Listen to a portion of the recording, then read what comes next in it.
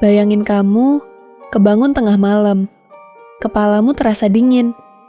Kamu pegang kepalamu dan segenggam rambutmu rontok semua di tanganmu.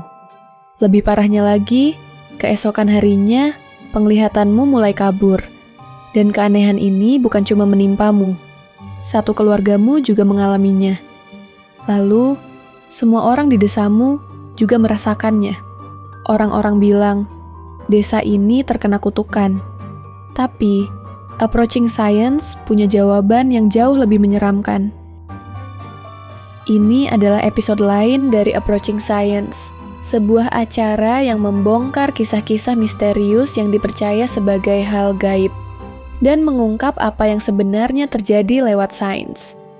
Kisah ini dikenal dengan nama Ghost Shaving at Midnight, atau secara harfiah berarti dicukur hantu di tengah malam. Namanya aja udah aneh ya. Semuanya bermula di sebuah desa kecil di wilayah selatan Cina. Sebuah desa yang awalnya hidup normal, sampai satu malam yang mengubah segalanya.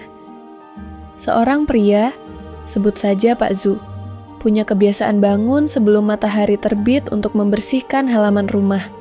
Pagi itu, saat sedang menyapu, ia mendengar jeritan melengking. Teriakan yang terdengar jelas berasal dari kamar ibunya. Dengan panik, Pak Zu berlari ke dalam rumah. Ibunya terbaring di tempat tidur.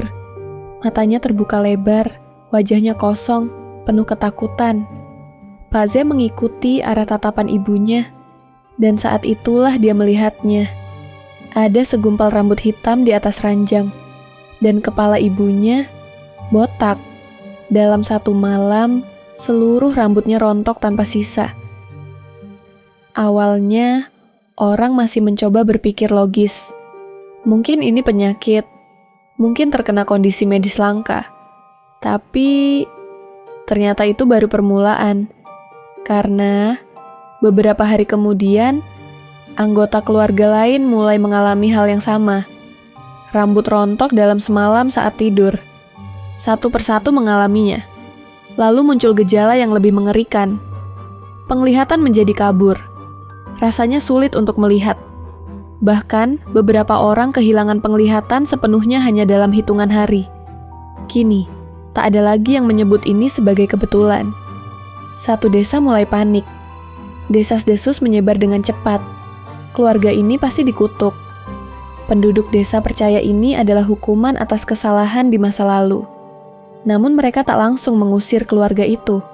Sebagai gantinya, mereka mendirikan altar, berdoa siang dan malam, memohon agar makhluk tak kasat mata meninggalkan desa mereka. Tapi, doa itu tidak menghentikan apapun.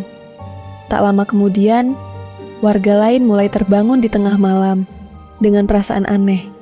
Kepala terasa dingin, seolah ada angin yang menyentuh kulit.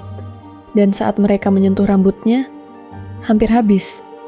Sekarang, bukan hanya satu keluarga, tapi satu desa. Semua warga yakin, desa ini benar-benar jadi terkutuk. Satu-satunya cara agar selamat, pergi dari desa ini. Masalahnya, siapa yang punya uang untuk pindah ke desa lain? Kemudian, Approaching Science mulai turun tangan. Alih-alih percaya kutukan, mereka bertanya satu hal sederhana. Apa yang sama dari semua korban? Ini jelas bukan genetik, karena tidak hanya satu keluarga, tapi hampir seluruh desa terdampak. Mereka meneliti kandungan air, hasilnya normal. Lalu mereka meneliti makanan yang biasa dikonsumsi warga. Dan disitulah jawabannya mulai muncul. Penduduk desa ini memiliki kebiasaan untuk makan kubis dalam jumlah sangat besar setiap harinya. Tapi, kubis bukan masalahnya. Masalahnya adalah tanah tempat kubis itu tumbuh. Jadi, desa ini dulunya adalah daerah pertambangan, dan tanahnya mengandung logam langka beracun bernama talium. Dan ternyata, kubis adalah tanaman yang sangat mudah menyerap talium dari tanah.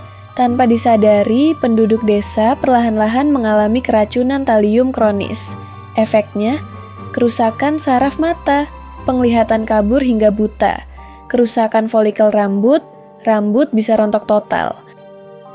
Akhirnya, benar terbukti bahwa tidak ada kutukan, tidak ada hantu, tidak ada makhluk gaib. Yang ada adalah racun yang sedikit demi sedikit dimakan setiap hari. Tapi jujur, kenyataan ini justru lebih menakutkan daripada cerita kutukan.